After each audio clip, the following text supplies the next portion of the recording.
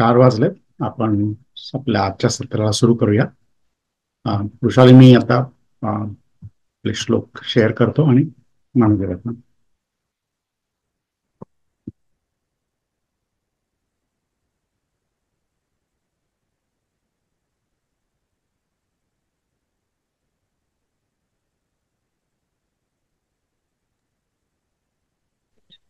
श्लोक दिसत आहेत ना सगळ्यांना?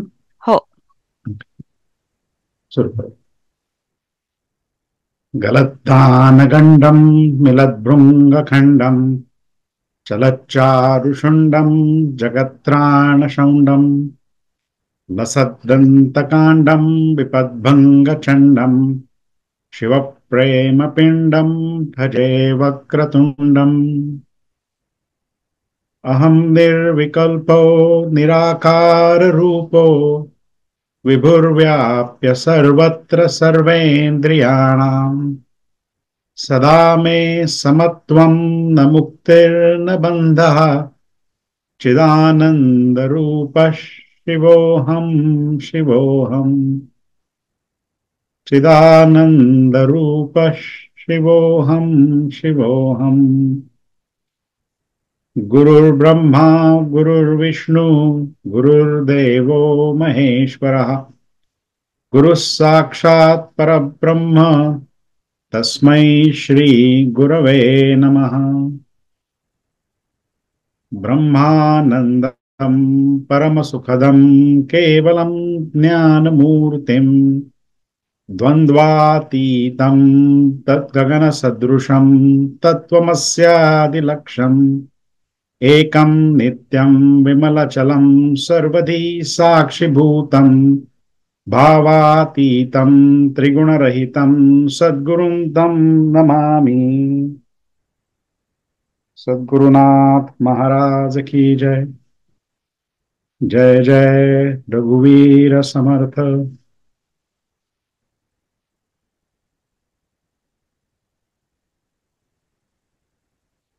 मागच्या 2 सत्रामध्ये आपण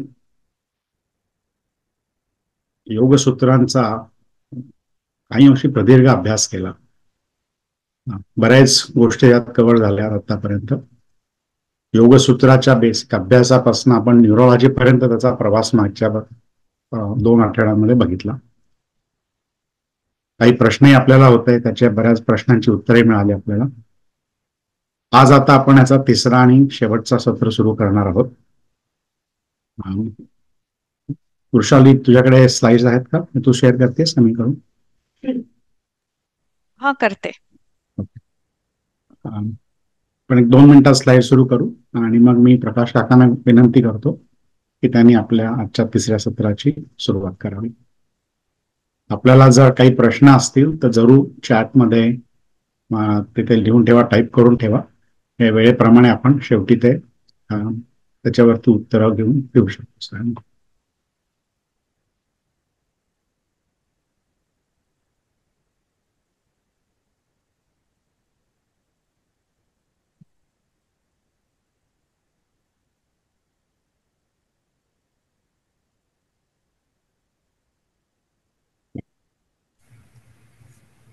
आय थिंक तिथेच आपण होतो मागच्या वेळेला. प्रिव्हेंटल कॉर्टेक्स, आय थिंक त्याच्या आधीची स्लाइड होती माझ्या. त्याच्या अगोदरची स्लाइड होती, नंबर 29 वर जा. 29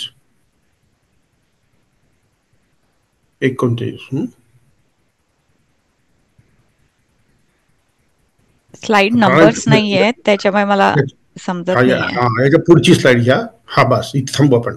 मेडिटेशन मागची स्लाइड, एक स्लाइड मागे.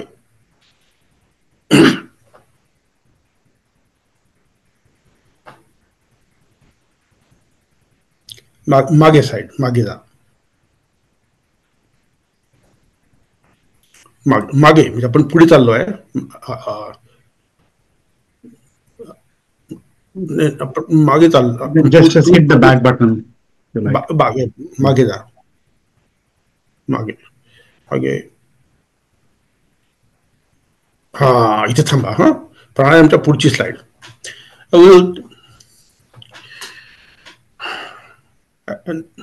राम राम मंडळी. गेल्या 2 सत्रात आपण पतंजली योगसूत्राचा थोडक्यात आढावा घेतला, नंतर आसनं आणि प्राणायाम याबद्दल बोललो. तर प्राणायामच्या सेशनमध्ये मी तुम्हाला 1-2 गोष्टी सांगायच्या विसरून गेलो, त्या सांगू इच्छितो आणि मग आपण मेडिटेशनकडे म्हणजे ध्यान योगाकडे वळू. असं की प्राणायाम या एक प्रिव्हेंटिव्ह मेडिसिनचा मोठा भाग आहे, प्रतिबंधक वैद्यशास्त्र. ते अशा प्रकारे की लहान मुलांच्या दम्यामध्ये सुद्धा त्याचा निश्चितच फायदा होतो. मी जेव्हा प्रॅक्टिस सुरू केली 1976 मध्ये पिरियाट्रिक प्रॅक्टिस सुरू केली, तेव्हा अमेरिकन अकॅडमी ऑफ पिरियाट्रिक्स या संस्थेचा मी सदस्य झालो. It was part of it. आणि ती आम्हाला पदवी जे मिळते ना, फेलो ऑफ अमेरिकन अकॅडमी पिरियाट्रिक्स, ती कंट्रोल करणारी, परीक्षा घेणारी ही संस्था. पण ते अमेरिकेत पिरियाट्रिक्स या सगळ्या पिरियाट्रिशियन्सना एक प्रकारच्या गाईडलाईन देतात. कुठलाही नवीन रोग असला, नवीन काही मोडॅलिटी असली, त्याबद्दल ते तुम्हाला एक व्हाईट पेपर पाठवतात. तर त्यात मी एक व्हाईट पेपर बघितला आणि तो होता ज्या मुलांना दमा असतो त्यांना रेस्पिरेटरी एक्सरसाइजेस कशा कराव्या. तर कुठल्या रेस्पिरेटरी एक्सरसाइज, त्यात एक छोटंसं बुकलेट होतं बरं, ते you could give it to a patient free of cost. आणि मी ते वाचलं आणि गंमत म्हणजे मला खूप आश्चर्य आणि गंमतही वाटली की ते सगळा प्राणायाम होता. त्याला त्यांनी लहान मुलांसाठी म्हणून कॅप्टन वंडर लंग, मग तिथे असा एका कॅप्टनचं व्यंगचित्र आणि तिथे त्या एक्सरसाइज होत्या. त्या ज्या एक्सरसाइज होत्या त्या म्हणजे नथिंग बट भस्रिका आणि कपालभाती आणि याला म्हणतो आपण उज्जाई प्राणायाम. मला गंमत वाटली. बरेच दिवसपर्यंत ते पाठवतात, मग अचानक त्यांनी ते पाठवणं बंद केलं का कळलं नाही का. पण सांगण्याचा मतलब असा की 1976 मध्ये या लोकांना पूर्ण जाणीव होती आणि त्याला ऑफिशियली रेकग्नाइज करण्यात आलं की प्राणायाममुळे लहान मुलांच्या अस्थमाला फायदा होतो. अगदी त्या काही वादच नाही. तोच फायदा मोठ्या माणसांमध्ये, आपल्या वयाच्या लोकांमध्ये अस्थमा तर आहेच, पण त्याला COPD म्हणतात की नाही, तो म्हणजे क्रॉनिक ऑब्स्ट्रक्टिव्ह एअरवे डिसऑर्डर. आणि तिसरं म्हणजे पल्मोनरी फायब्रोसिस. या सुद्धा रोगांमध्ये त्याचा फायदा होऊ शकतो. कारण त्यांनी काय होतंय की बेसिकली तुम्ही जेव्हा असा दीर्घ श्वास आत घेता तेव्हा तुमचे लंग एक्सपॅन्ड होतात. नॉर्मल रेस्पिरेशन मध्ये मी तुम्हाला सांगितलं फक्त 1/3 अल्व्हेलाई ओपन होतात. Alveolus is a unit of lung जिथे एअर एक्सचेंज होतो. तर 1 billion alveoli in each. Alveoli म्हणजे एअर सॅक, बबल लाईक, आणि they are 1 billion in each lung. त्याच्यातले फक्त 1/3 नॉर्मली वर्किंग असतात. जेव्हा तुम्ही खूप डीप श्वास घेता तेव्हा जवळपास 3पट अल्व्हेलाई ओपन होतात. म्हणजे तितक्याच प्रमाणात तुम्हाला जास्त ऑक्सिजन मिळतो. ऑक्सिजन ब्लडमध्ये जातो and blood takes it to the individual cell. प्रत्येक पेशीपाशी जाऊन त्याला जास्त ऑक्सिजन मिळतो. So every blood cell, every cell of the body functions better, including your brain cell. म्हणूनच प्राणायाम केल्यानंतर तुम्हाला एकदम उत्साह वाटतो. त्याचं काय ते मोकळ्या जर केला ना तर मग आणखीनच छान वाटतं. प्राणायामचा आणखी एक उपयोग कदाचित तुम्हाला माहीत असेल किंवा नसेल, म्हणजे माउंटन सिकनेस असतं की नाही, तर तुम्ही कधी गेले माचू पिच्चू बघायला किंवा हिमालयात कैलास दर्शनाला गेले तर तिथे सगळ्यांना प्रथम प्रॉब्लेम होतो तो माउंटन सिकनेसचा. इथे ते कोका वॉटर वगैरे देतात. पण मी जेव्हा माचू पिच्चू बघायला गेलो तेव्हा आमचा जो गाईड होता त्यांनी आम्हाला स्पष्ट सांगितलं, हे कोका वॉटर वगैरे फालतू आहे, प्राणायाम करा. मला असं आलं. प्राणायाम करा आणि इट मेक्स परफेक्ट सेन्स. कारण काय होतं की उंच ठिकाणी ऑक्सिजन हवा विरळ असते, म्हणजेच ऑक्सिजनचं प्रमाण हवेमध्ये कमी असतं. पण तुम्ही जर जास्ती प्रमाणात म्हणजे प्राणायाम केला तर साहजिकच तुम्हाला जास्त ऑक्सिजन मिळणार. So you are making up for the deficiency by doing this भस्त्रिका किंवा उज्जाई प्राणायाम. तो हा एक फायदा प्राणायामचा असतो, हे लक्षात ठेवा. आसनांच्या बाबतीत I want to revisit a little bit, थोडीशी उजळणी करूया की आसनांमुळे आपल्याला वाटतं आपले स्नायू आणि सांधे लवचिक होतात आणि जास्ती दिवस डिसीज फ्री राहतात. पण त्याशिवाय हे तुम्हाला सांगितलं मी, it is teaching your brain to concentrate. कारण एकाग्र चित्त केल्याशिवाय तुम्ही आसनं नीट करूच शकत नाही. तुम्ही जर अर्धा तास रोज करत असाल तर that is concentrating and this leads to the foundation of meditation. Meditation ध्यानयोग हा एखाद्या माउंटन क्लाइम्बिंग एक्सपिडिशन सारखा आहे. समजा तुम्ही ठरवलं की मला कैलास पाहायचा आहे आणि मे बी एव्हरेस्टला पाहायचं आहे. असं वाटतं आपल्याला अशक्य आहे की नाही. पण जगात 7,000 लोक असे होऊन गेलेत की त्यांनी एव्हरेस्ट त्यांनी स्केल केलेला आहे, त्यांनी एव्हरेस्ट चढून गेले आहेत. 7,000 लोक आजपर्यंत झालेत. तर कोणीतरी करू शकतं, हे करण्याला काय, इट कॅन बी डन. तर हा पूर्ण ध्यानयोग त्याचा अल्टिमेट ऑब्जेक्टिव्ह आहे मोक्ष. मोक्ष जरी नाही म्हटलं तरी on the way you see a lot of things. तसं तुम्ही जर रस्त्यात मध्येच कांचनगंगा शिखरावर पोहोचले तर तुम्हाला अत्यंत सुंदर सूर्योदय आणि सूर्यास्त पाहायला मिळतात. अनेक सुंदर सुंदर व्हॅलीज दिसतात आणि मग सगळं हळूहळू कठीण होत जातं. तसंच या ध्यानयोगाचं आहे. On the way to your ultimate goal तुम्हाला अनेक फायदे होतात. पतंजलीने म्हटलं विभूती योगात की अनेक प्रकारच्या सिद्धी मिळतात. त्या सिद्धी तर सोडून द्या, पण बाकीचे फायदे काय होणार आहेत ते आपण पुढे बघूया. पण आता मेडिटेशन करायचं म्हणजे कुठलाही माउंटन क्लाइम्बिंग करायचं म्हटलं की प्रथम काय लागतं तुम्हाला त्याला क्लाइम्बिंग गिअर म्हणतात.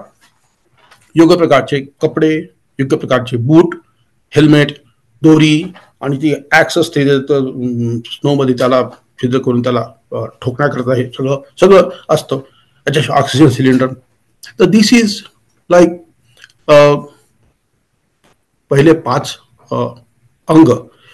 अष्टांग योगातले पहिले 5 अंग जे आहेत ते आहेत तुम्हाला माहित आहे, यम, नियम, आसनं, प्राणायाम, प्रत्याहार.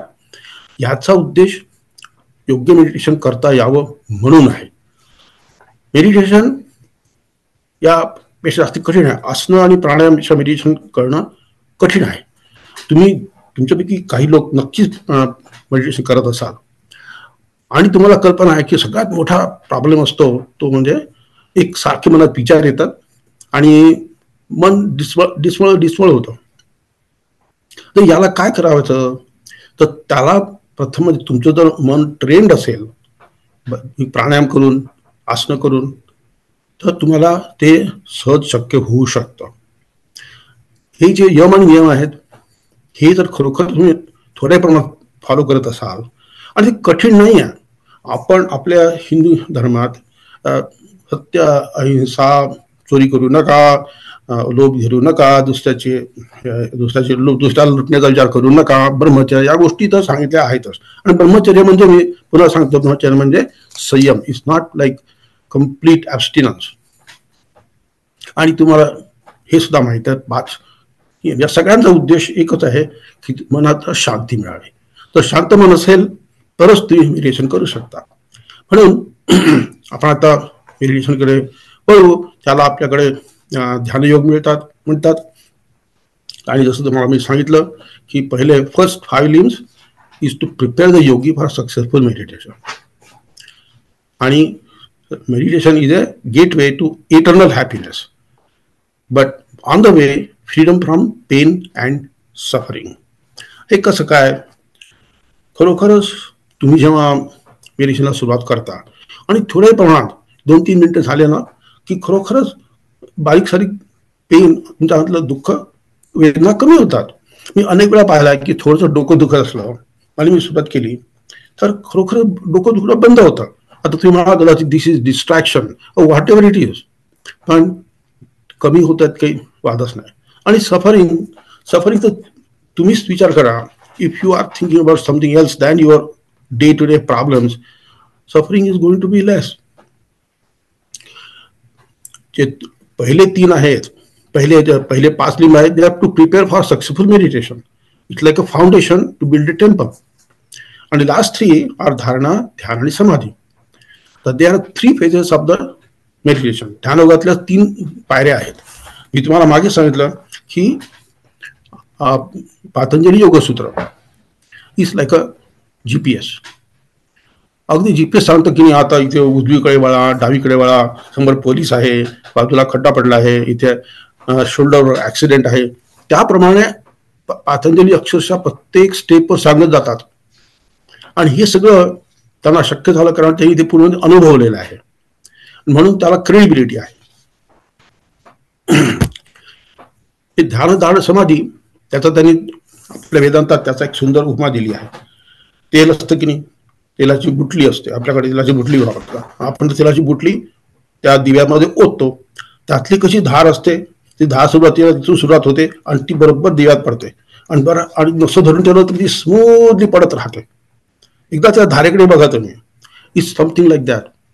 धारणा, ध्यान, समाधी ह्या 3 स्टेप्स एका मागोमाग एक येतात आणि त्या आपोआप एकमेकात ब्लेंड होतात. तुम्हाला काहीच करावं लागत नाही. You just go deeper and deeper and deeper. Doing it to meditation is also like scuba diving. तुम्ही जेव्हा सरफेसवर असता काही दिसत नाही, पण जसं तुम्ही खोल जातात तसं तुम्हाला अगदी आश्चर्यजनक गोष्टी दिसतात. सुंदर तुम्हाला मासे दिसतात, कधी कधी मांडकं दिसतात, मोठमोठे शंख दिसतात.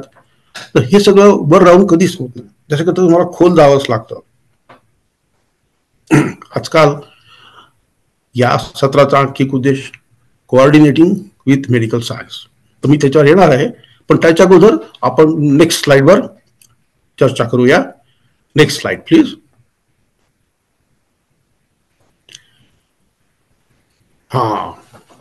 How to meditate. तुमच्यापैकी जे लोक मेडिटेशन करतात त्यांना थोडंसं माहीत असेल हे सगळं. तर एक म्हणजे आपल्याकडे ब्रह्ममुहूर्त म्हणतात ना, अर्ली मॉर्निंग, सकाळी 4-5 वाजता. का बरं सकाळी 4-5 वाजता काय असतं असं? कारण नुकतीच झोप झालेली असते आणि वैद्यकीय शास्त्र सांगतं की यावेळेला तुमच्या मेंदूमध्ये जे चांगले न्यूरो ट्रान्समिटर असतात त्याचा प्रादुर्भाव असतो. चांगले न्यूरो ट्रान्समिटर म्हणजे त्याचं उदाहरण सांगायचं तर जसं तर डोपामिन किंवा सेरोटोनिन, ज्याला फील गुड हार्मोन म्हणतात. आणि तुम्हाला साधारणपणे बहुतेकांना जर झोप बरी झाली असली तर बरं वाटतं, म्हणून आपल्याकडे ब्रह्ममुहूर्तावर म्हणतात. पण तुम्ही मेडिटेशन केव्हाही करू शकता. काही लोक दिवसात 2दा करतात. तुम्हाला जेव्हा वाटेल तेव्हा करा. पण काही गोष्टी अशा की एक म्हणजे you should be empty stomach. गच्च पोट भरलं असलं तर somehow you not very comfortable. दुसरी गोष्ट, ऑलवेज ट्राय टू सिट. आपल्या लोटस पोझिशन म्हणतात ना, पद्मासन, ठीक आहे, साधं पद्मासन किंवा सहजासन, पद्मासनापेक्षा sahajasana. You have to be comfortable. गीतेत तेच लिहिलेलं आहे, पातंजली योगसूत्रात तेच लिहिलं आहे की you have to be comfortable. आणि कम्फर्टेबल होण्याकरता म्हणून त्यांनी म्हटलंय की बराच वेळ तुम्ही जर मेडिटेशन करत असाल cross legged position, you have to practise it by doing yogasana. Yogasana केल्यानंतर तुम्हाला सोपं जातं. तुम्ही सगळे मान्य कराल की असे मांडी घालून फार वेळ बसलं की मुंग्या येतात. तसं होऊ नये म्हणून काही प्रमाणात योगासनाचे आहेत. त्यांनी म्हटलं आहे की जमिनीवर बसा आणि फर्म कार्पेटवर बसा. तर उंच ठिकाणी बसल्याने काय असतं, सबकॉन्शियसली यू आर अनकम्फर्टेबल. पडणार तर नाही अशी भीती असते किंवा somehow there is something that is there that you don't feel very comfortable when you are sitting on a high chair. दुसरी तर ते जर असेल तुम्ही फर्म कार्पेटवर बसा. आपल्याकडे म्हटलं की मृगासनावर बसा किंवा, पण आपल्याकडे अर्थात मृगासनाची गोष्ट सोडा, कार्पेट इज जस्ट फाईन. पण फार असं कुशी नको ते, तर you should feel the floor. दुसरी गोष्ट, स्टार्ट विथ जस्ट 10 मिनिट्स. 3 असेल तर 5 मिनिटांनी सुरू करा आणि मग हळूहळू वाढवायचं. 20 minutes 5 a day is good. तुम्ही जर जास्ती करू शकत असाल, करावं असं वाटलं तर जरूर करा. मी करतो 50 मिनिटं आणि काहीच छान वाटतं. सवय झाली ना ती एकदा छान होते. प्रश्न सवयीचा आहे, हळूहळू वाढत जातात. पण काही प्रमाणात मला एक शिस्त लागते. आता मेडिटेशन शिकायला बराच वेळ लागतो. आता तेच सांगत तुम्ही मला, तर तुम्ही सायकल शिकायला तुम्हाला 1 आठवडा लागतो, पोहणं शिकायला 2 आठवडे लागतात, आणि इट्स रिवॉर्ड्स आर ठीक, ओके, बऱ्यापैकी असतात. सायकल न शिकल्याने कोणी मरत नाही, पोहणं येत नसले कोणी मरत नाही, पण यू एन्जॉय इट. तसंच मेडिटेशन, पण meditation you have take long time. तिसरी गोष्ट शिस्त आहे की मेडिटेशनमध्ये कुठल्या प्रकारचे, you should be empty stomach. लक्षात ठेवा, थोडंसं पाणी प्यायला हरकत नाही, पण you have to be empty stomach. दुसरी गोष्ट म्हणजे avoid the distractions like TV, internet आणि फोन. एक लक्ष ठेवायचं, मेडिटेशनच्या अगोदर कधीही आयफोन बघू नका. Don't go to social media. It can weight. किती महत्वाचं असलं तरी इट कॅन वेट. आणि त्या दृष्टीने सुद्धा सकाळची 5ची वेळ खूप चांगली, कारण कोणी जागा झालेलं नसतं, कोणी तुम्हाला फोन करत नाही.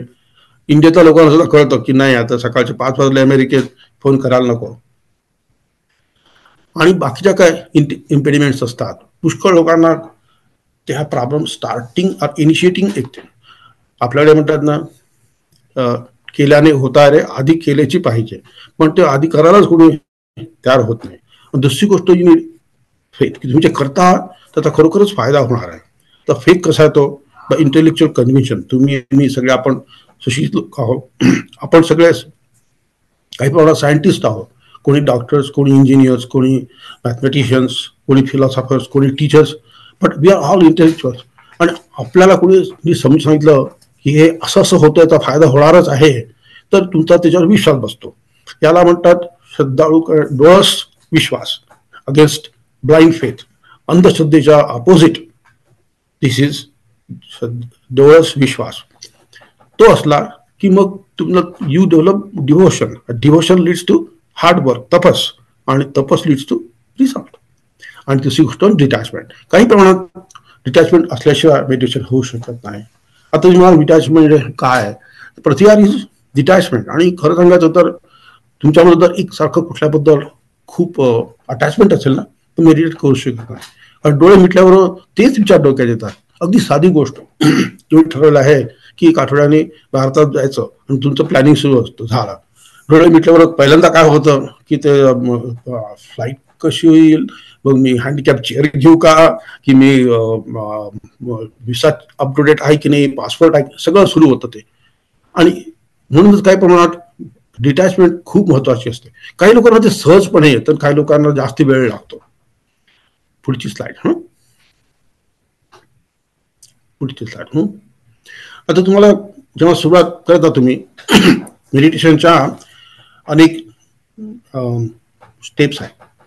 पतंजलीने त्याच्या ज्या स्टेप्स सांगितल्या त्या अशा,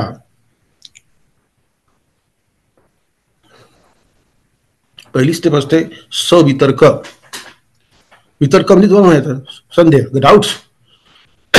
पहिला डाऊट असा की खरोखर फायदा होणार आहे का, की I am wasting my time, कटकटीचा आहे.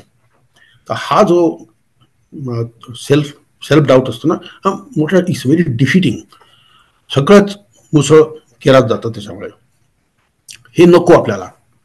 आणि मागची स्लाइड, आपण पुढे गेलो चुकून, मागची स्लाइड.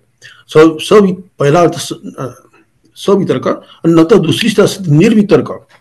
म्हणजे मग तुमचे डाऊट जातात काही दिवस प्रॅक्टिस केल्यानंतर. का जातात? कारण तुम्हाला चांगला अनुभव येतो. कसले अनुभव येतात? माझाच तुम्हाला अनुभव सांगतो तुम्हाला, की मेडिटेशन केल्यानंतर काही वेळाने काय होतं की you experience itching sensation, pleasant smell, pleasant sounds.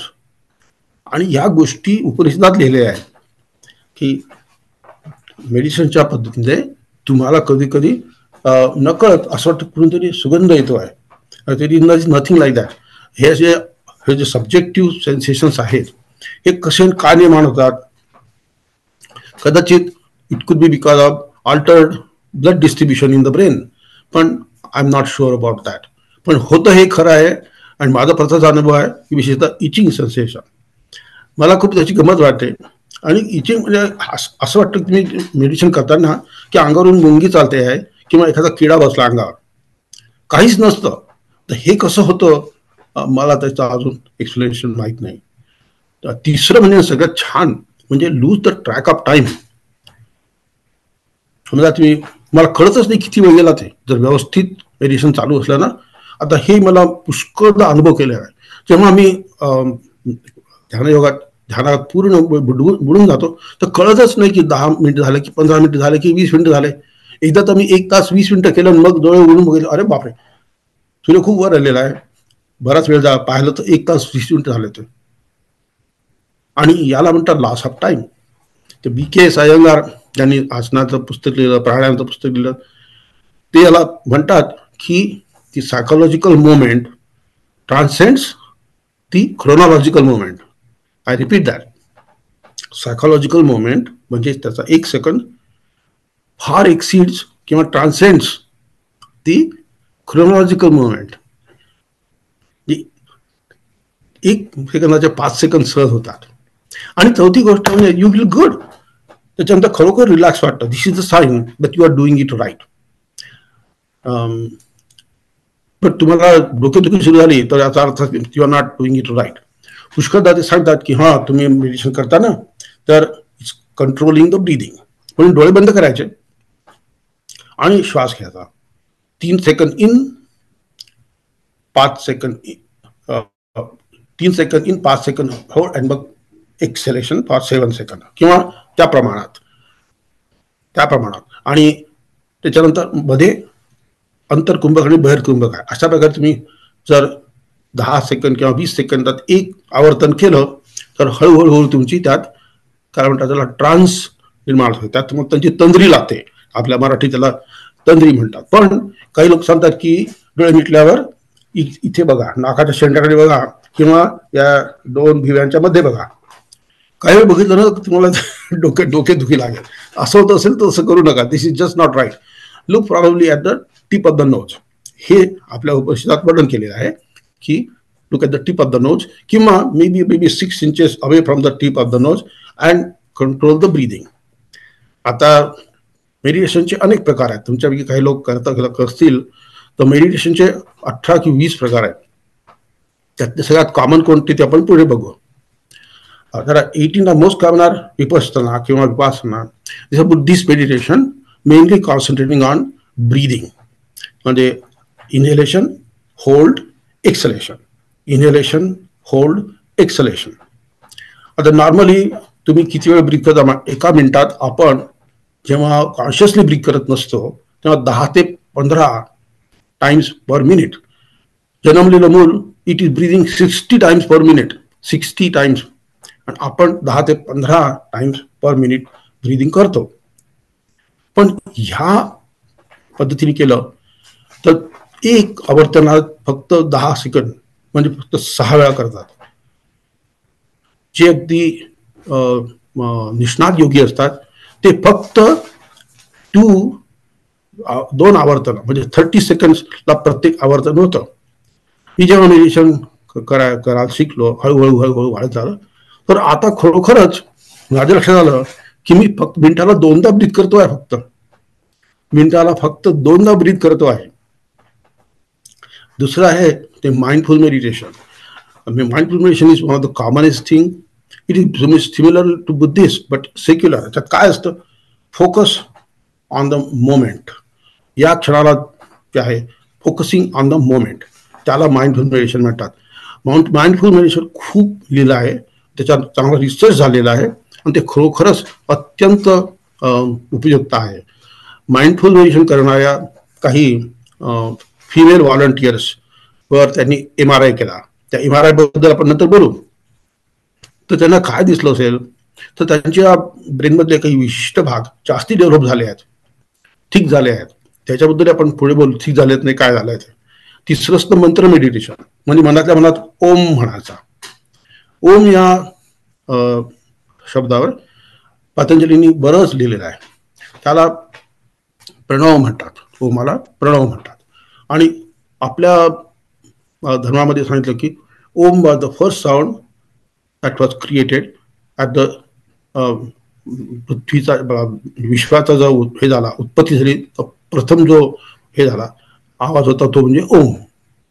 आता लोक बिग बँग थिअरी वगैरे म्हणतात, तर बिग बँग बरोबर विश्व निर्माण झालं.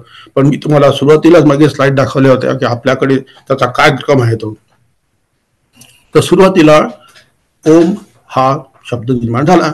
आपल्याकडे ते खूप पवित्र समजतात, बाकी लोक त्यांना कळत नाही याचा काय प्रकार एवढा, पण त्यांनी फायदा होतो यात काही वाद नाही. फक्त तो ओम हा शब्द योग्य प्रकारे म्हटला पाहिजे. पातंजलीने त्या साधना पदात हे सुद्धा म्हटलं आहे की ओम म्हणताना नुसतंच आवाजाचा प्रकार नाही, understand what is Om and do it with full bhakti, प्रेमाने श्रद्धेने ओम हा शब्द म्हणा. त्यांनी तुम्हाला फायदा होणार आहे ही पूर्ण श्रद्धा ठेवून म्हणा, नुसतं एखादं मशीन म्हणतं त्याप्रमाणे करू नका. माझे एक मित्र होते, ते मोठे इकॉनॉमिक्सचे प्रोफेसर होते. He was a graduate of Harvard. आणि ते म्हणे हार्वर्ड युनिव्हर्सिटीत एक प्रयोग करण्यात आला की त्यांनी व्हॉलंटियर्स घेतले आणि त्यांना टोम शोधून म्हणायला लावला. ओमच्या ऐवजी टोम म्हणायला सांगितलं आणि काहीच झालं नाही. आता तुम्ही मला सांगा की हे लोक जर मशीनसारखं टोम म्हणतील त्यांना काय होणार आहे. पण हा विचारच कोणी करत नाही, विशेषतः पाश्चात्य देशात. त्यांना त्याचं की भावना नाही. आपल्याला त्याचं भक्ती आहे म्हणून आपल्याला त्याचा फायदा होतो. नंतर आहे transcendental meditation, spiritual meditation, when you are focusing on the divine entity. तसं तुमच्या इष्ट देवता असेल. आपल्याकडे प्रत्येक घराण्यात, हिंदू घरात इष्टदेवता असते. कोणाची इष्टदेवता शिव, कोणाची विष्णू, कोणाची गणपती, रेणुका, विठ्ठल, आपल्याकडे पुष्कळ देव आहेत, आणि गणेश. तर त्याच्या ठाई कॉन्सन्ट्रेट करायचं आणि करायचं. एक प्रकार ह्याच्यात एक खूप मोठा फायदा आहे पहा. तो मोठा फायदा असा की तुम्हाला त्या देवाबद्दल मना पहिल्यापासूनच भक्ती असते. You are born into that family which had always been worshipping Shiva. तर शिवाची मूर्ती डोळ्यासमोर आणली की तुम्ही त्याच्यावर फोकस करता. आणि जर दुसरे एखादं विचारायला की तुम्ही नक्की नाही नाही नाही नाही, मी जर दुसरीकडे लक्ष दिलं तर माझा देव माझ्यावर रागवेल. मी देवाच्या भीतीने तरी तुम्ही कॉन्सन्ट्रेट करता. आणखी आहे ते चक्र मेडिटेशन. आता तुम्हाला माहित आहे की आपल्या शरीरात 7 मुख्य चक्र आहेत. ती चक्र तुम्हाला माहित नसतील तर मी सांगतो. सगळ्यात बुडाशी असतं ते नाही, आपण मागच्या त्या स्लाइडवर राहा, ते नाही, मागे जा.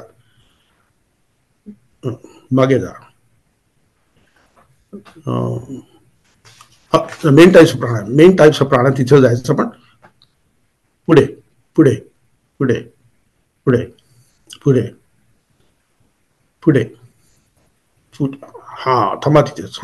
तिथेच थांबा आणि पुढे जा, आणखी एक स्लाइड पुढे.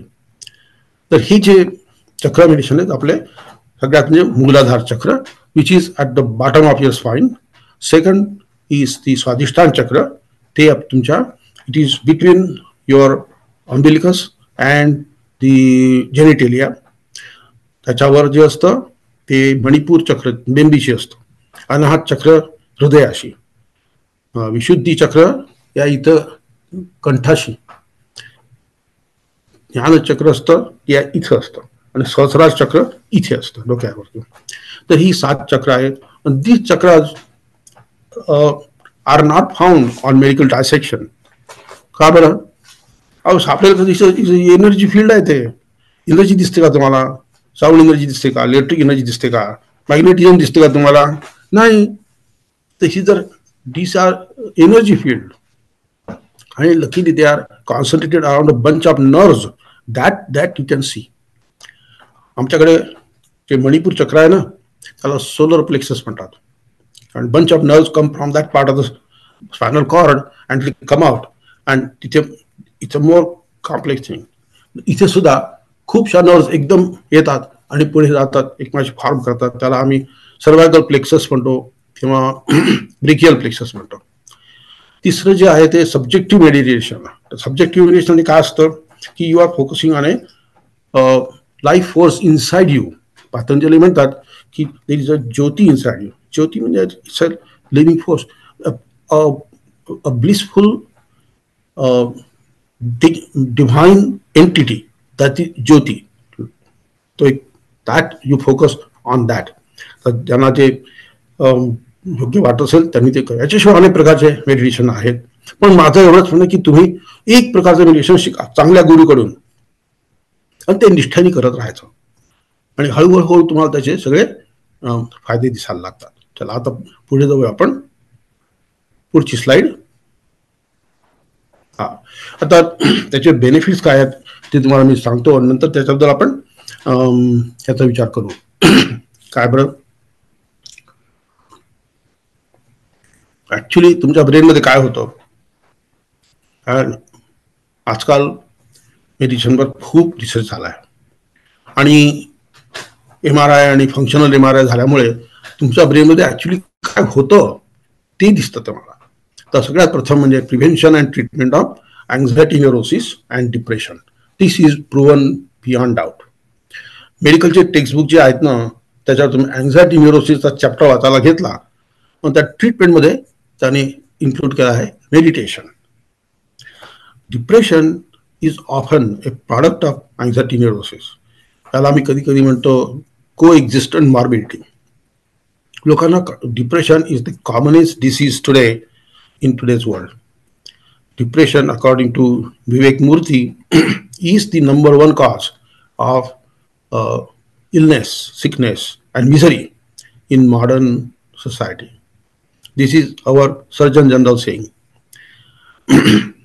अँझायटी न्यूरोसिस मुळे बाकीच्याही अनेक प्रॉब्लेम निर्माण होतात. आता अँझायटी न्यूरोसिस म्हणजे काय असतं की ज्या साध्या गोष्टीबद्दल तुम्हाला काहीच अँझायटी येत नाही, या लोकांना भयंकर टेन्शन येतं. जसं तुम्ही ठरवलं की इथून डिस्नी वर्ल्ड पाहायला जायचं, आता त्यात कसलं टेन्शन आलंय, पण या लोकांना त्या विमान प्रवासाचं टेन्शन येतं. त्यांना शंका येते रेंटल कार मिळेल की नाही, किंवा रस्त्यात खूप गर्दी असेल का, किंवा विमानावर वीज पडेल का, अशा हास्यास्पद गोष्टी असतात. याला म्हणतात अँझायटी न्यूरोसिस.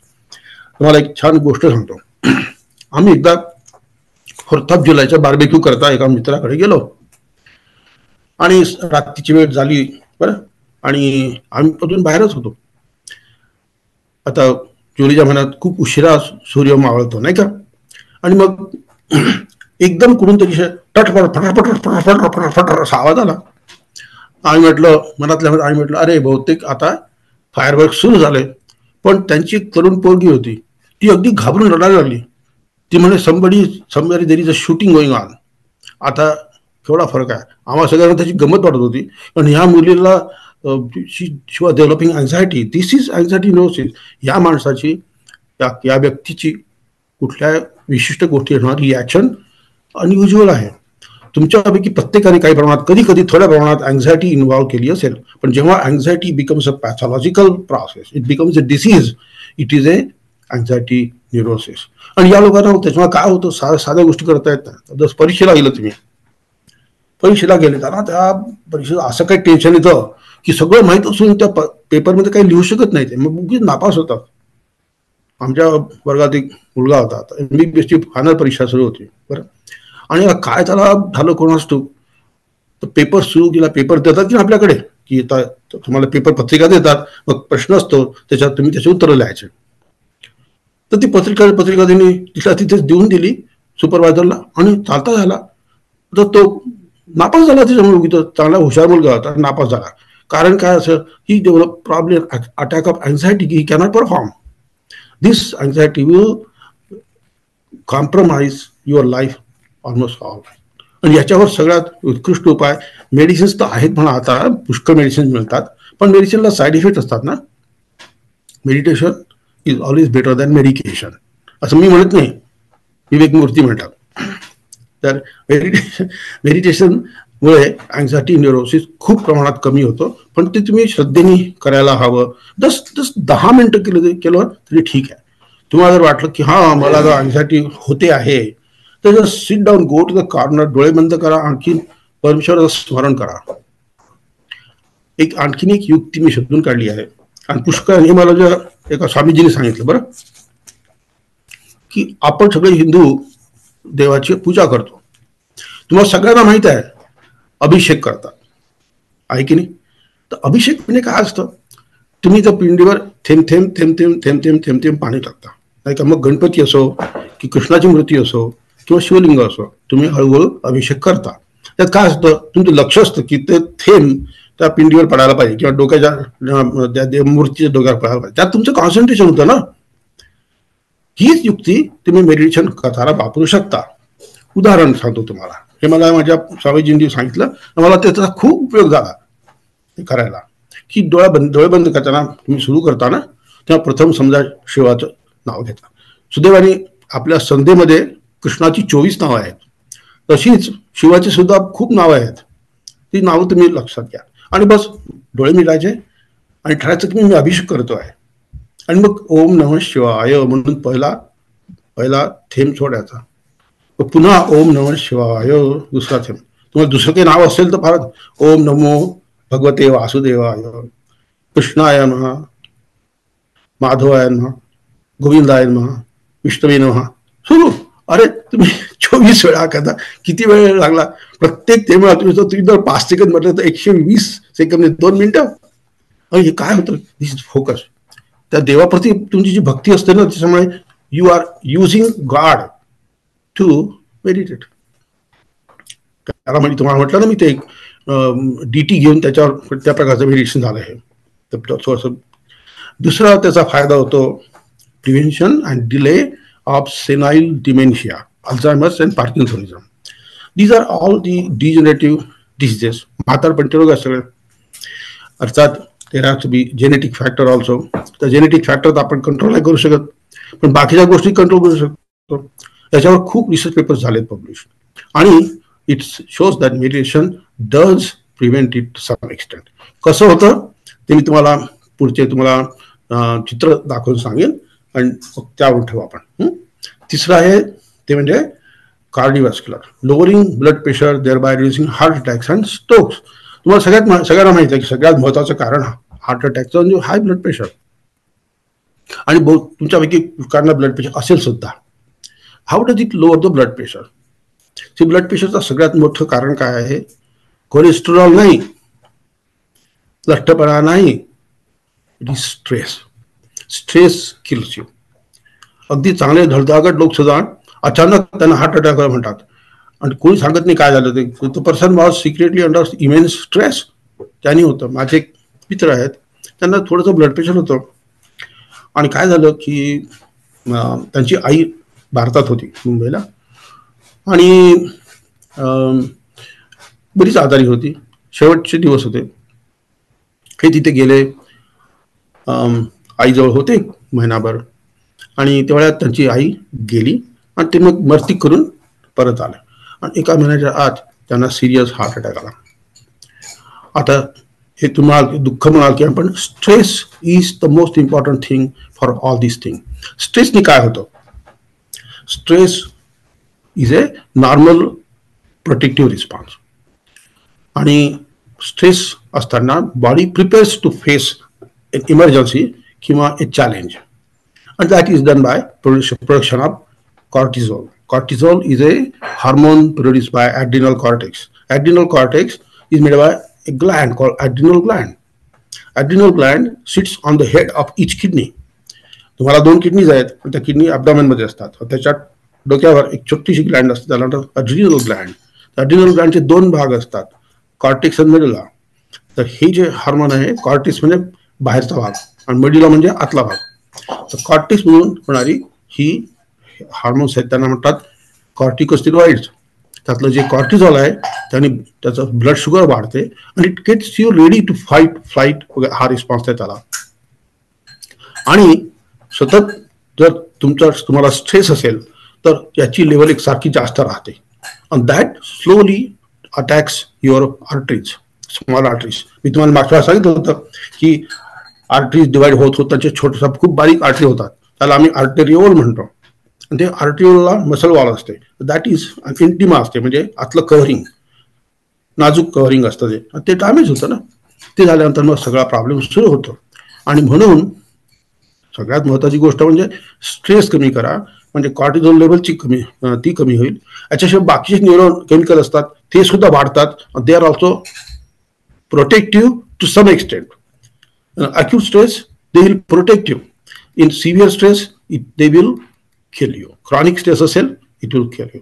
त्याच्यामुळे शहरात एक सारखे राहणारे लोक, रात्रंदिवस सभेने प्रवास करणारे, एकसारखी गर्दी पार्किंग करणारे, त्या लोकांना जास्ती स्ट्रेस असतो, त्यांना जास्ती मध्ये हार्ट अटॅक येतात. तर पुढचं respiratory prevention and treatment of ॲस्मा.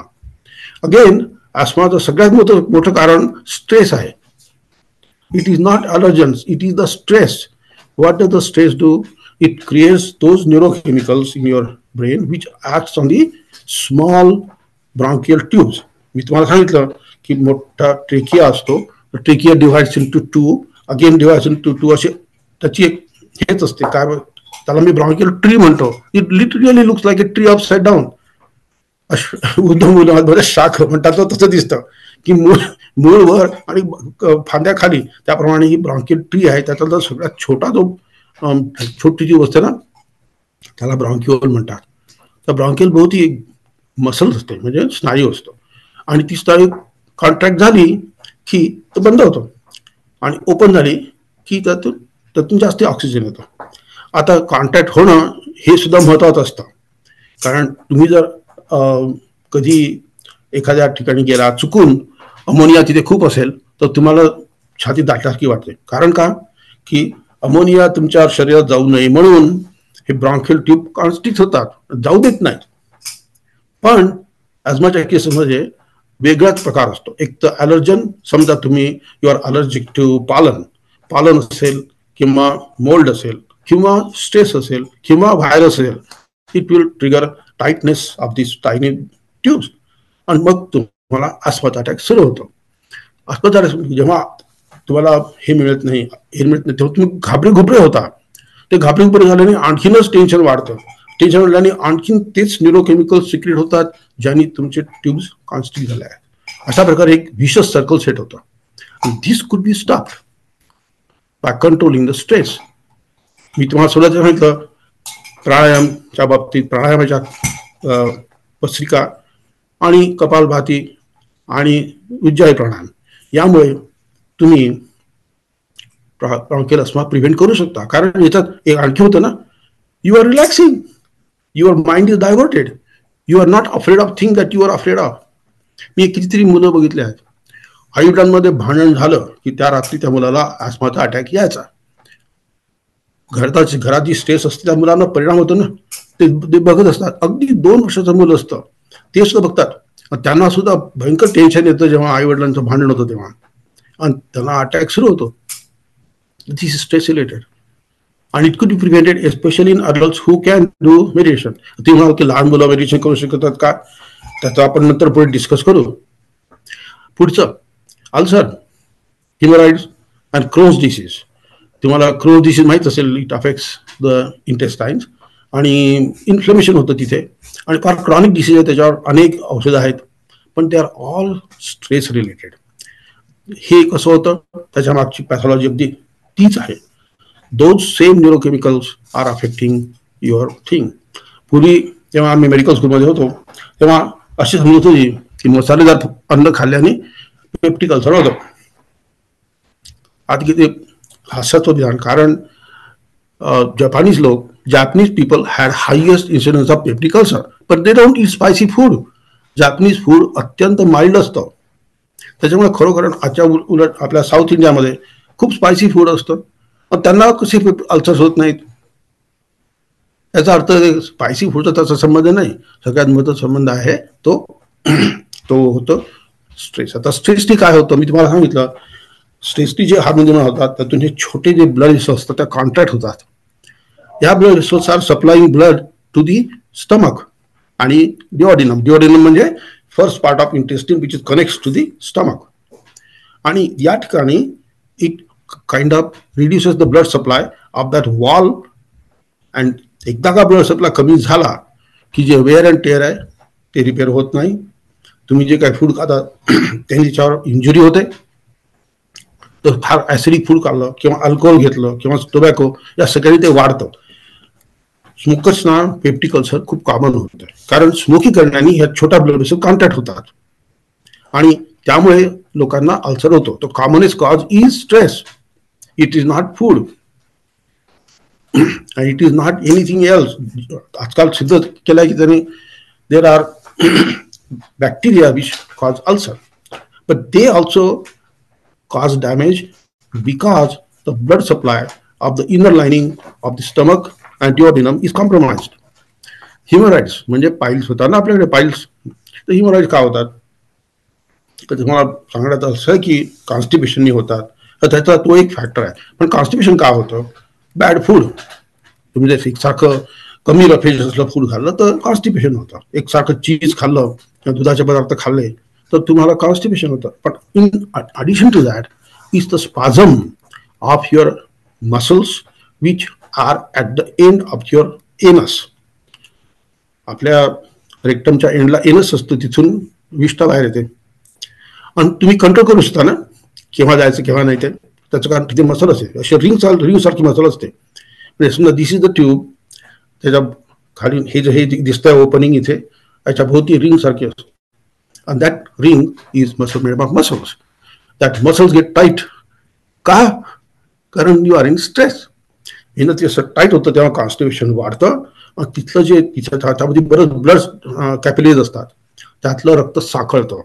ते साखळलं की कुठे रक्त साखळलं की ते गोठतं, म्हणजे त्याचे क्लॉट सुरू होतात. एक क्लॉट झाले की झाले सुरू हिमोरॉइड्स, आणि ते पेनफुल असतं. याचं कारण सुद्धा अगेन स्ट्रेस आहे. आणि Crohn's disease again the pathology is same, कारण that part of it is still somehow affected by diminished blood supply. सगळ्या शरीरामध्ये एकच कॉमन इन्ग्रेडियंट आहे की त्या ठिकाणी ब्लड सप्लाय कमी होतो. मी तुम्हाला सांगितलं की प्रत्येक सेलचं जे हेल्थ आहे depends upon two things, oxygen and nutrition. तर तिथे ब्लड पोहोचतो नाही तर त्याला how it can be healthy. त्या सेलला पुरेसा ऑक्सिजन मिळत नाही, न्यूट्रिशन मिळत नाही, his healing is affected, and when it is dead it is not replace by another new cell. यामुळे सगळे डिसीजेस सुरू होतात, whether it is intestine, heart, brain, lung आणि लिव्हर, कुठे असो. तर दॅट इज द थिंग. म्हणूनच स्मोकर्सना सगळे डिसीज होतात, कारण दे आर युझिंग निकोटीन जे असतं, निकोटीनमुळे ब्लड व्हेसल्स कॉन्ट्रॅक्ट होतात. जे स्मोकर्स असतात त्यांच्या चेहऱ्यावर सुरकुते लवकर दिसतात. कारण काय? की त्या स्मोकिंगमुळे त्या छोट्या कॅपिलरीज असतात ब्लड, त्या इथल्या चेहऱ्याच्या त्या कॉन्स्टिट होतात. स्किनला पुरेसं न्यूट्रिशन मिळत नाही, म्हणून सेल्स त्याच्या मरतात, रिप्लेस होत नाहीत, आणि म्हणून त्यांच्या चेहऱ्यावर सुकुत्या पडतात. तर पुढचा एक फायदा होतो तो मेडिटेशनचा, तो म्हणजे improve executive function and creativity. आता ते तुम्हाला मी नंतरच्या स्लाइडमध्ये दाखवीन तुम्हाला ते. पण क्रिएटिव्हिटी तुम्हाला कदाचित अनुभव असेल की जे लोक रायटर्स असतात, they all experience writers block. म्हणजे एखादी कादंबरी लिहायला गेली तर पुढे काय करावं त्या कादंबरीचं कळत नाही. मग अशा पुष्कळ पुस्तकं जी आहेत, मी स्वतः लेखक आहे त्याच्यामुळे मला जाणीव आहे की how to write a novel या पुस्तकामध्ये लिहिलं होतं की try doing meditation, it destroys the writer's block. म्हणजे क्रिएटिव्हिटी काय होत असेल ते आपण तुम्हाला नंतर दाखवत होते. आणि दुसरी गोष्ट एक्झिक्युटिव्ह फंक्शन. तुमचे एक्झिक्युटिव्ह फंक्शन जे आहे ते इथल्या ब्रेनच्या या भागात आहे. Let us go to the next slide. मी तुम्हाला दाखवतो काय होतं ते पुढच्या slide. Let's go to the next slide. याच्या पुढे पुढे जा, पुढे जा, एकदम 40 वेळा स्लाइड, आणखी पुढे पुढे पुढे पुढे पुढे पुढे. हा नाही त्याच्या पुढे जा, पुढे जा थोडंसं, हां पुढे जा. हा थांबा, इथेच थांबा. हे बघा, हे तुमचा हा तुमचा ब्रेन. या ब्रेनमध्ये जवळपास 100 बिलियन न्यूरॉन्स असतात. 100 बिलियन म्हणजे मला वाटतं अब्ज नाही का न्यूरॉन्स असतात. Neuron is a anatomical unit of the brain. आणि ब्रेनचे हे 4 भाग पहा. तर निळा भाग त्याच्या लिहिला फ्रंटल लोब, खालचा टेम्पोरल लोब, तो निळा भाग आहे तो पॅरायटल लोब, आणि सगळ्यात शेवटी येतो ऑक्सिपिटल लोब. त्यातला सगळ्याचा फ्रंटल लोब जो आहे ना, त्याचा सगळ्यात समोरचा भाग फ्रंटल लोब इथे असतो, आणि त्याचा सगळ्यात जो भाग आहे त्याला म्हणतात pre frontal cortex. That's where your thinking, intelligence आणि एक्झिक्युटिव्ह फंक्शन असतं तिथे. हा त्या फ्रंटल आणि पॅराइटल मध्ये जी एक रेग आहे ना, त्याला सेंट्रल सर्कस म्हणतात. त्याच्या 1 इंच मागे 1 इंच पुढे अनुक्रमे मोटर आणि सेन्सरी कॉर्टेक्स असतं. मोटर कॉर्टेक्स मध्ये you have neurons which give orders to your muscles to contract, आणि सेन्सरी मध्ये सगळ्या बॉडीचे सगळ्या सेन्सेस येतात. टेम्पोरल मध्ये हिअरिंग फंक्शन असतं. ऑक्सिपिटल लोब मध्ये, खालच्या ऑक्सिपिटल लोब मध्ये व्हिजन असतं. बाकी ठिकाणी असोसिएशन कॉर्टेक्स म्हणतात. These are all interconnected to each other. पुढच्या जाऊ, पुढची हे घ्या, स्लाइड घ्या. आता हे दिसतंय तुम्हाला, कॉर्टेक्स अँड मेडुला. त्यात मी लिहिलं आहे व्हाईट मॅटर आणि ग्रे मॅटर. मागच्या वेळेला मला सांगितलं होतं न्यूरॉन असतो, तर न्यूरॉन म्हणजे सेल आहे. मग त्याची जी शेपटी असते त्याला ॲक्सॉन म्हणतात. मोठी शेपटी असते त्याला ॲक्सॉन म्हणतात, आणि छोट्या शेपट्या असताना डेंड्राइट म्हणतात. तर हा grey cortex is mainly made up of the cells, आणि white matter is made up of the axons. कारण ॲक्सॉनला एक पांढरं कवच असतं, त्याला मायलिन म्हणतात, आणि मायलिन पांढरं असतं, आणि that myelin gives the white colour. तुम्ही जर ब्रेन घेतला, त्याला फ्रीज केला आणि सेक्शन केला तर असं दिसतं ते. Right, okay. मागे जाऊया, आपण मागे जाऊया, त्याच्या मागे. हा, थांबा इथेच. आता मी तुम्हाला म्हणालो ना की you are executive function improve होतं. कसं होतं हे बघा, मी ते दाखवलं तुम्हाला. जसा गोल्डन रेड भाग दिसतो ना, तो प्री फ्रंटल कॉर्टेक्स, आणि हा जो खाली दिसतो ना, त्याला मेडियल टेम्पोरल लोब म्हटलं आहे. तर दिस पार्ट ऑफ हिप्पोकॅम्पस. आपल्या ब्रेनमध्ये जी सगळ्या इमोशन्स, स्लीप, मेमरी वगैरे भाग आहे, तर it is controlled by system called limbic system. It is made up of many nuclei, and one of the important one is the hippocampus, hypothalamus. हे त्याचे मॅमलरी body वगैरे आहेत. पण या प्रीफ्रंटल कॉर्टेक्सचा हा जो हे चित्र आहे ना, हे अक्षरशः खरं चित्र आहे. म्हणजे तुम्ही जर फंक्शनल MRI केला तर जेव्हा या भागात जास्ती ब्लड सप्लाय होतो, किंवा you are doing meditating. Functional MRI of a meditating brain, these things light up. Literally anybody, माझ्यासारखा लेमॅन तिथं जरी गेला, मी कधीच I never had radiology, advance radiology. आमच्या वेळा they did not know anything like MRI आला तो 1980s मध्ये, आणि मी ग्रॅज्युएट झालो 1967 मध्ये. त्यामुळे आम्हाला MRI म्हणजे काय काही माहीत नव्हतं. पण जेव्हा हे बघितलं, इट इज स्टनिंग.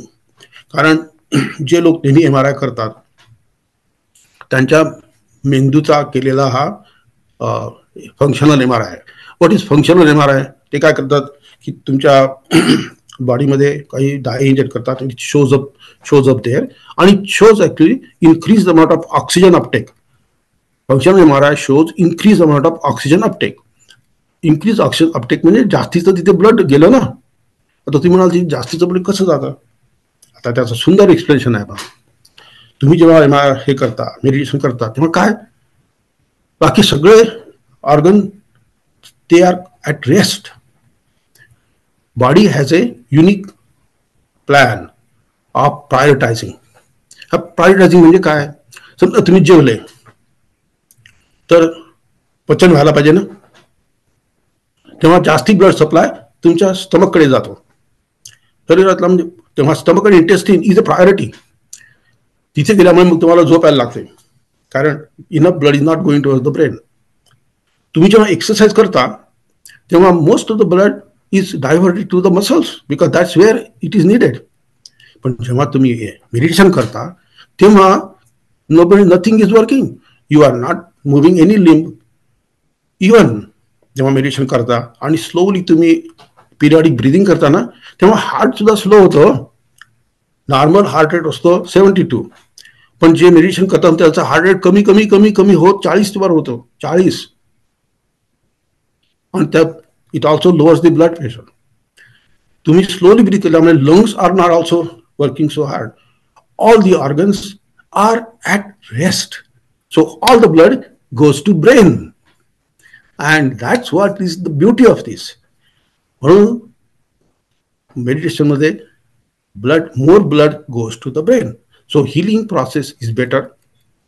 आणि सगळ्यात छान गोष्ट काय होते की मागच्या स्लाइडमध्ये तुम्हाला दाखवतो की it helps people recover from strokes. It repairs, it causes repairs. पूर्वी समजायचे की ज्या लोकांना स्ट्रोक होतो ते एकदा that's the end of it. आता अगदी सिद्ध झाला आहे फंक्शनल MRI करून ऍक्च्युली पेशंटला फॉलोअप करून की नाही हे लोक चांगल्या प्रकारे रिकवर होऊ शकतात. हे रिकव्हरी का होते की बॉडीची नॅचरल प्रोसेस हिलिंग असते आणि मेडिटेशनमुळे it actually enhances the healing process.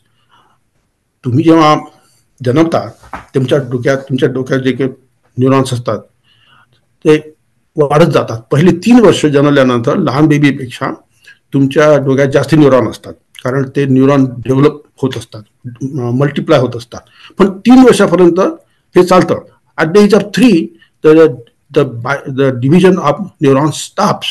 So that's the reason your brain does not grow beyond age of 3. म्हणजे थोडक्यात काय की या कम्प्युटरचं सगळं हार्डवेअर तयार झालंय. आता काय राहिलंय फक्त programme input the program. The rest of the life goes into inputting the programs into this wonderful computer. आणि हे इनपुट करण्याकरता तुम्हाला जी काही सिस्टीम लागते, these are connections between neurons and these are called synapses. मी तुम्हाला मागच्या वेळी एक सिनॅप्स दाखवला होता. एका नर्वचा ॲक्सॉन, दुसऱ्या नर्वचा डेंड्रॉन हे असे कनेक्ट होतात व तिथून ट्रान्समिट होते न्यूरो ट्रान्समिटर. त्यातून इलेक्ट्रिकल इम्पल्स कॅरी होते. It's like cable. 2 electric cables घ्या, त्याप्रमाणे इथून आला इलेक्ट्रिकचा प्रवाह, तिथून दुसऱ्या मध्ये आहे plug pin. That plug pin is your synapse. आणि हे जे सिनॅप्सेस आहेत हे या मेडिटेटिंग ब्रेनमध्ये वाढतात. त्यांनी एक मोठा स्टडी केला. तर मी जे पुस्तक लिहिलं आहे त्या पुस्तकामध्ये डिटेलमध्ये आहे. I am not pushing my book, पण I would urge you just read it. If you are Amazon Prime, you can read the book free on Amazon Kindle. The पुस्तक नाव आहे prescription for health and happiness, the युग सूत्राचा पतंजली. तर या पुस्तकामध्ये मी दाखवलेलं आहे की ऍक्च्युली कसं होतं. त्या पेपरचा मी उल्लेख केलेला आहे. It's a very prestigious paper published in USS. त्यांनी काय केलं की they got 50 Buddhist monk who regularly practise Vipassana आणि त्यांच्या ब्रेनचे फंक्शनल MRI केले. तर in their brain they found that this part of the prefrontal cortex is thicken. More synapses were created. So जरी तुमचं ब्रेन वाढत नसला तरी सिनॅप्सेस एकसारखे क्रिएट होतात.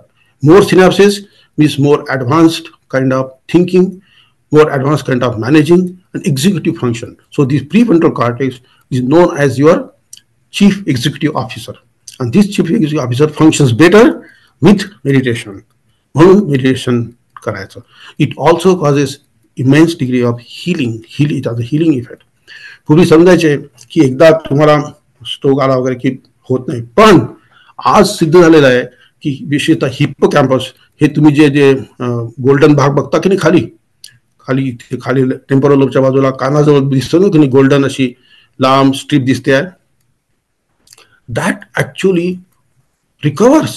पूर्वी समजायचे की एकदा न्यूरॉन मेला, न्यूरॉन म्हणजे एकदा nerve cell, if the neuron is dead it never is replaced. Now they know that how it can be replaced and what helps it, they say meditation could help that. म्हणून म्हटलं की even after stroke it helps you. आता आणखीन तुम्हाला मेडिटेशनचे फायदे सांगतो. दुसरी गोष्ट मेडिटेशनचा फायदा म्हणजे तुम्हाला माहीत असेल ऑटिझम तुमच्या, I hope you don't have a grand child who has autism. Autism was the commonest neurological problem in children under age of 10 till recently, अजूनही आहे. ऑटिझम मध्ये the person is like the child has very poor social skill and सगळ्यात मोठा problem त्यांना ते cannot relate to people. Social skill अगदी कमी असतात. तुम्ही ते बिग बँग थिअरी बघितलं ना तर त्यातला जो जे मुलं आहेत तो Sheldon is not autistic, he is Asperger. आणि एक प्रकार Asperger is a subset of autism. ऑटिझमचे 2 प्रकार, माइल्ड आणि सिव्हिअर. सिव्हिअर ऑटिझम जेनेटिक असतं, त्याला तुम्ही काही करू शकत नाही, ते तुमचं दुर्दैव. पण mild autism definitely is treatable, आणि ते कॅन बी ट्रीटेड बिकॉज त्यात जे त्यांनी सांगितलं की काही ब्रेनचे फंक्शन, ब्रेनचे जे भाग आहेत ना, ते just are not properly connected, and these connections are synapses, and synapses develop after the meditation. आता तुम्ही प्रश्न विचाराल की एवढ्या लहान मुलाला मेडिटेशन कसं शिकवणार आहे? तर बहुतेक जे मुलं असतात माइल्ड टू मॉडरेट ऑटिझमचे, ते are between the age of 3 and 10. आपल्याकडे पूर्वी ऋषींच्या आश्रमामध्ये 6 वर्षाच्या मुलांना मेडिटेशन शिकवायचं. इट्स अ क्वेश्चन स्टार्टिंग, फक्त 5 मिनिटं. असं बघा की तुम्ही जर पती डॉगला टॉयलेट ट्रेन करू शकता, तर can you not teach meditation to a 6-year-old? Doesn't it make sense? It makes sense. You can teach them to do meditation. नुसतं स्वस्त बसा ना, अहो अर्धा तास नाही, पण 3 मिनिटं, 5 मिनिटं, 6 मिनिटं, 7 मिनिटं. आणि it does improve. It improves the hyper ॲक्टिव्हिटीवर. It definitely helps. There have been research study done. Hyperactive मुलांमध्ये मेडिटेशनचा डेफिनेटली फायदा होतो. अँटी सोशल बिहेवियर त्यांनी करतो. विवेक मूर्तींनी एक स्टडी केला होता सॅन फ्रान्सिस्कोच्या पब्लिक स्कूल्समध्ये, आणि त्या पब्लिक स्कूल्समधून त्यांनी अशी मुलं घेतली, रोज 10 मिनिटं करायचं मेडिटेशन फक्त, आणि दे डिस्टिंक्टली सॉ improve in the scores, improvement in the hyper activity, anti social behaviour आणि इन जनरल. त्यामुळे लक्षात होतं. आणखी एक कॅटेगरी असते, तुमच्यापैकी बहुतेकांना कोणीतरी नातवंड असतील किंवा कोणी तुमच्या पाहण्यात असेल किंवा नातेवाईक असतील, they have called specific learning disability. Specific learning disability म्हणजे काय असते? Dyslexia, reading. तर डिस्लेक्सिया म्हणजे काय? त्या लोकांना वाचता येत नाही. त्या मुलाचे डोळे चांगले असतात, सगळं असतं, पण ही जस्ट कॅनॉट रीड. आणि हे this is a big learning disability. काही मुलांना असतं डिस्कॅल्क्युलिया. तुम्हाला कॅल्क्युलेट करता येत नाही. थोडक्यात ज्यांना मॅथमॅटिक्स भयंकर प्रॉब्लेम असतो या लोकांना, आणि खूप लोकांना हा मॅथमॅटिक्सचा प्रॉब्लेम असतो. तिसरं असतं डिस्ग्राफिया, म्हणजे त्यांना स्पेलिंग नाही करता हवं. त्या लोकांचं स्पेलिंग हॉरिबल असतं. तुम्ही जर मूव्ही बघितला असेल जुना अपार्टमेंट, शर्ली मॅक्लिन आणि जॅक लेमन, फारच मस्त मूवी होता. आणि त्या मूवीमध्ये ती म्हणते की मी सुद्धा चांगली आहे पण मला स्पेलिंगच येत नाही. आता ती बिचारी असते ईस्ट युरोपियन, आणि तिला इंग्लिश स्पेलिंग खूप कठीण असतं. तर काही लोकांना हा प्रॉब्लेमच असतो, त्यांना स्पेलिंगच शरीराचा मोठा प्रॉब्लेम असतो. तुम्ही जर पेपर लिहायला लागला इथले किंवा भारतात सुद्धा, तर तुम्ही जर 100 स्पेलिंग मिस्टेक केला तर कठीण आहे ना, पास कसे होणार? अर्थात आज तुमच्याकडे कम्प्युटर्स आहेत which will correct the spelling, पण that is a different situation. पण हे जे आहेत ना, का होतात? तर या लोकांचे MRI केले, फंक्शनल MRI. त्यांना काय दिसलं की याच्यात 3 मुख्य पार्ट इन्व्हॉल्व आहेत. आपण थोडंसं मागे जाऊ, पुढे जाऊ, 1 मिनिट पुढे जाऊ. हा थांबा. आता दिसतं तुम्हाला टेम्पोरल लोब, याच्यामध्ये असतं हिअरिंग सेंटर, आणि ऑक्सिपिटल मध्ये असतं व्हिजन सेंटर. बरं, आणि या दोन्हीमध्ये जे टेम्पोरल मध्ये 2 निनाळ सेंटर्स असतात. त्याला एका सेंटरला म्हणतात ब्रोकाज एरिया, स्पीच सेंटर, आणि वर्निकीज एरिया, लिसनिंग सेंटर. या 3 सेंटरमधले जे कनेक्टिंग फायबर्स असतात ना, दे आर डिफेक्टिव्ह. आणि हे सेंटर्स, त्यात number of neurons they are small in size, म्हणजे 3 मिलीमीटरपेक्षा इथं size will be only 2 millimetre. That is the problem. आता मी तुम्हाला सांगितलं, if with meditation the blood supply of the brain increases, and with that increase the synapses. If you increase the synapses, this problem can be overcome. This will definitely improve the functioning and correlation of these 3 parts, occipital lobe and temporal lobe, and these 2 areas. So specific learning disability, they have not found any treatment for that. They have tried to bypass special educational section, bypass the disability, but that does not seem to have good results.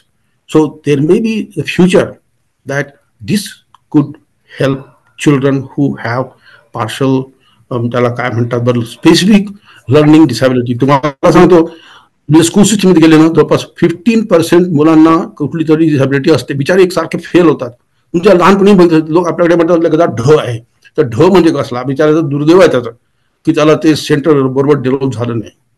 तर कोणाचा दोष नाही आहे, परंतु तसं तसं होतं, यात काही वाद नाही. तर या सगळ्यांमुळे सांगायचं असं की मेडिटेशन डज हेल्प. त्याला आपण पुढची स्लाइड घेऊया, पुढे जाऊया. पुढची स्लाइड. हा, एक मिनिट इथेच थांबा.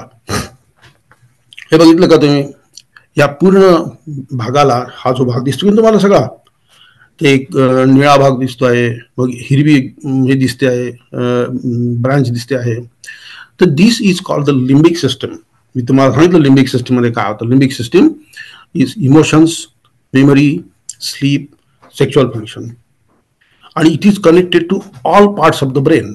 खाली वर म्हणजे कॉर्टेक्स म्हणजे वरचं, खाली म्हणजे, आणि कनेक्टेड टू द सिम्पॅथॅटिक आणि पॅरासिम्पॅथॅटिक नर्वस सिस्टम. आता if he's controlling the emotion and sleep, imagine how effective it is. This particular system has meditation has a great healing effect on this system. These are the system which is producing the neurochemicals. हे छोटंसं दिसतं की हे पिवळी body दिसते ना, hypothalamus लिहिलं आहे, तिथून निघतात काही हार्मोन्स, ते गो टू पिट्युटरी बॉडी.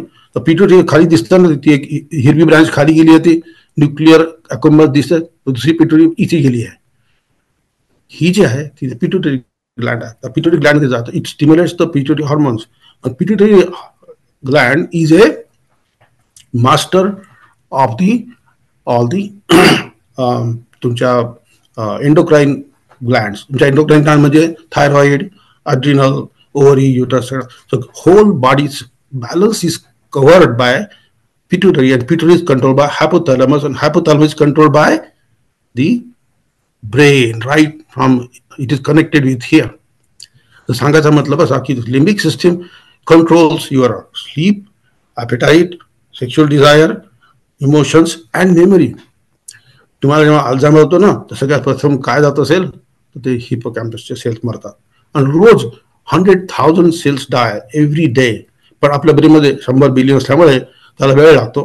पण imagine slowly and surely Alzheimer is killing you. आणि अल्झायमरचं कारण लोकांना माहिती, ते अमिलॉइड वगैरे असतं, सगळं ठीक आहे, पण काय असतं तिथे, कारण त्याला पुरेसा ब्लड सप्लाय मिळत नाही, कारण सगळ्यात बारीक आर्टरी असतात ना, दे आर अफेक्टेड. पण if you help them with pranayama, आणि तुम्हाला प्राणायामाने नायट्रिक ऑक्साईड निर्माण होतो, it dilates the smallest blood vessels and improves the blood supply to this brain, is bound to help it. Lot of this is proven, lot of this is hypothesized and theorized. So मला वाटतं की तुम्ही सगळ्यांनी ठरवा की meditation करा, थोड्या प्रमाणात सुरू करा, पहिली स्टेप घ्या. तुमच्या इच्छा करत नसतील हळूहळू करा. आणि तुम्हाला सांगितलं ना, यूज तुमची इच्छा, तुमच्या इष्ट देवतेचा उपयोग करून घ्या. देव आहे की नाही माहित नाही, पण देवाचा उपयोग, देव ही कल्पना वापरून तुम्ही पुष्कळ काही करू शकता.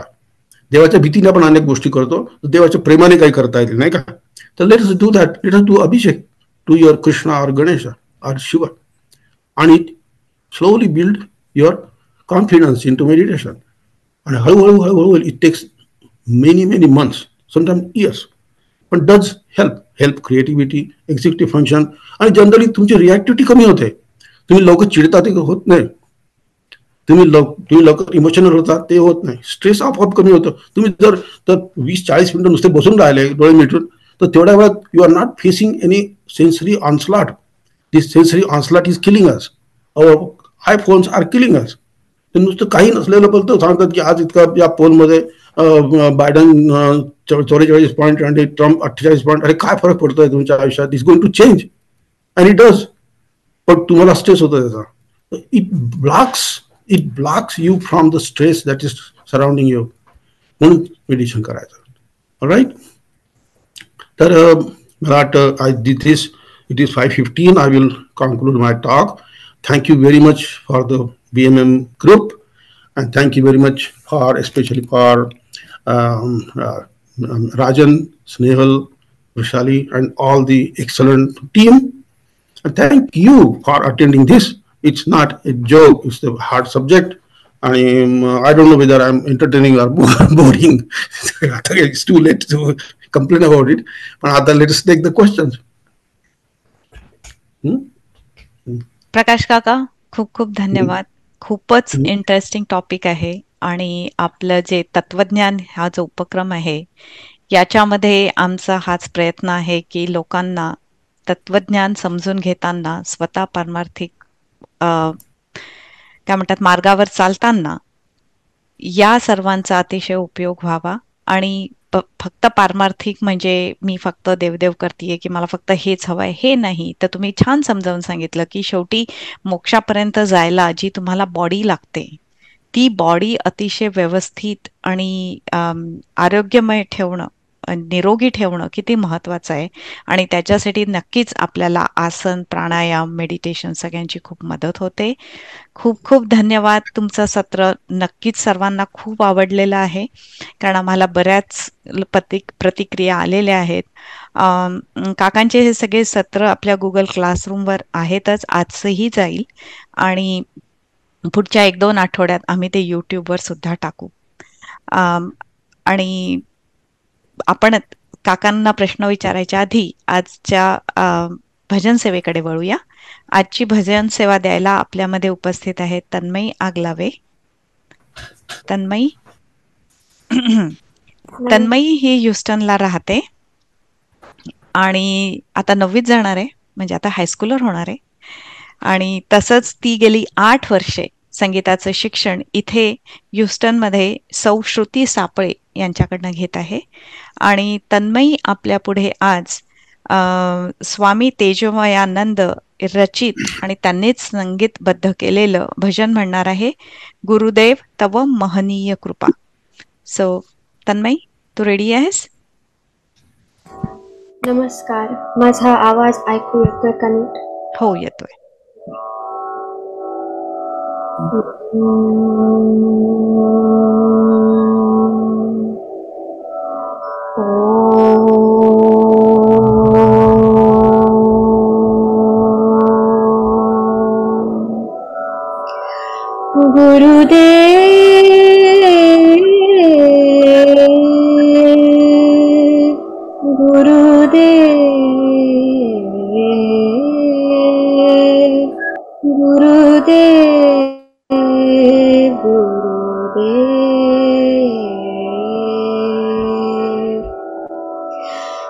गुरुदेव तव महनीय कृपा, गुरुदेव तव महनीय कृपा, मेरे जीवन का अवलंबन है, बस एक यही मेरा बल है, गुरुदेव तव महनीय कृपा.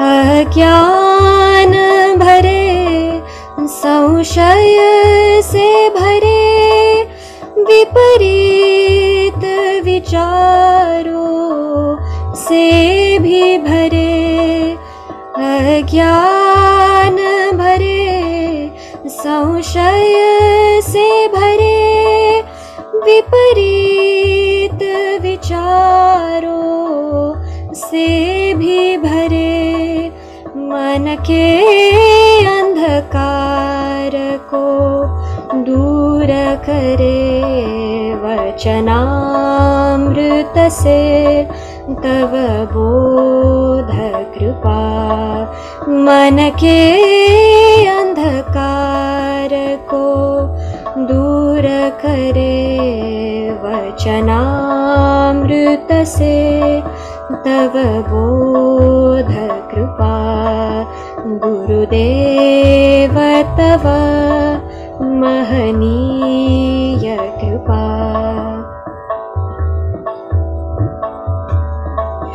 पल पल पग पग जीवन पथ पर गुरु साथ मेरे रक्षक बन कर, पल पल पग पग जीवन पथ पर।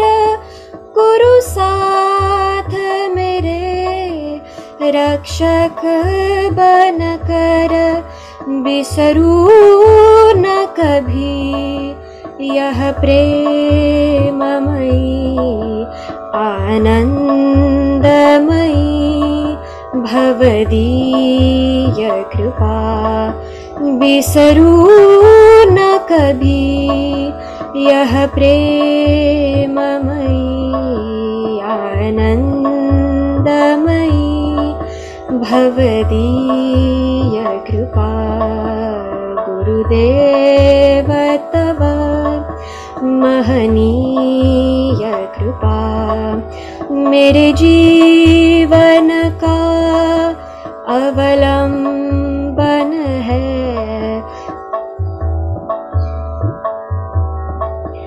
मेरे जीवन का अवलंबन है, बस एक यही मेरा बल है। गुरुदेव तव महनीय कृपा। गुरुदेव तव महनीय कृपा।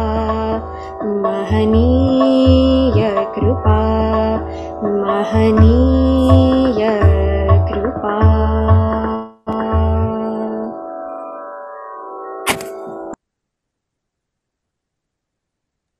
तन्मयी, खूप छान, खूप भावपूर्ण सुंदर भजन, फार छान म्हटलंस. खूपच सुंदर. आता आपण आजच्या प्रश्नांकडे वळूया. कोणाला काही प्रश्न असतील तर तुम्ही